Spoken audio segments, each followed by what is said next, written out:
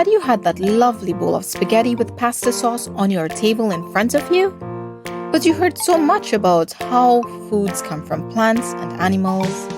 But where does spaghetti come from? Do they come from trees? Does spaghetti grow on trees? Spaghetti is a thin, long, cylindrical pasta made mainly of wheat and water. It is a traditional Italian cuisine and is very commonly eaten in North America.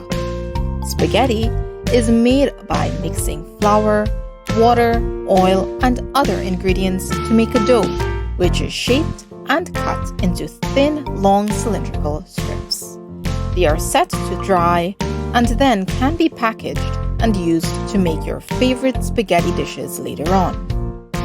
While it would be interesting and imaginative to have a tree from which we can pick spaghetti, spaghetti does not grow on trees.